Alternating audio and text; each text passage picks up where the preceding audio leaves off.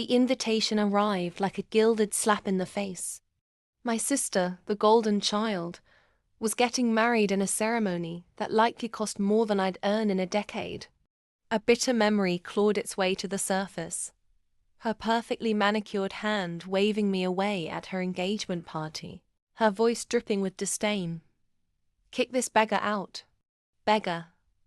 The word had festered. A poisonous seed taking root in the barren soil of my self-worth. They saw a shadow, a forgotten sibling scraping by.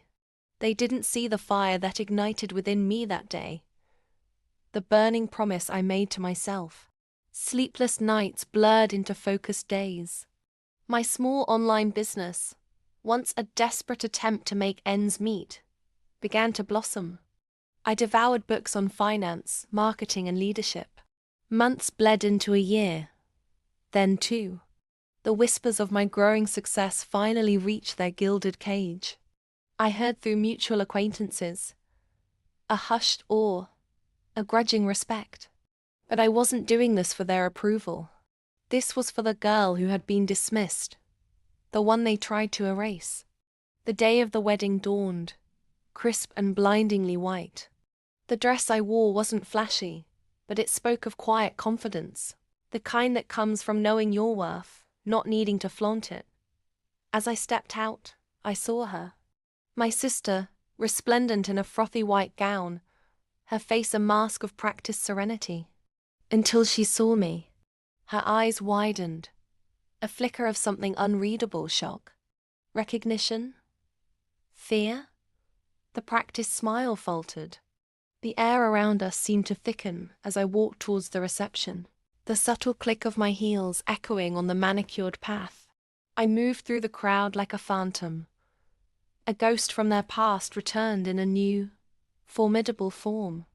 I spoke with the groom's influential father, our conversation punctuated by his genuine interest in my ventures. Then our paths finally converged. She stood frozen. "Remember me?" My voice was calm, devoid of the bitterness that still sometimes gnawed at me. Her carefully painted lips trembled. What are you doing here?" "Attending a wedding," I replied, my smile cool and distant. "My sister's wedding, as it happens." A flicker of her old arrogance returned. "You weren't invited." "No," I agreed softly. "I wasn't. But then again, beggars don't wait for invitations, do they?" The color drained from her face. The weight of her past cruelty hung heavy in the air between us. I didn't need to scream, didn't need to cause a scene. My presence, my quiet success, was a far more potent weapon. I turned then, leaving her standing amidst the swirling silk and forced smiles. A solitary figure suddenly stripped bare. My revenge wasn't about tearing her down.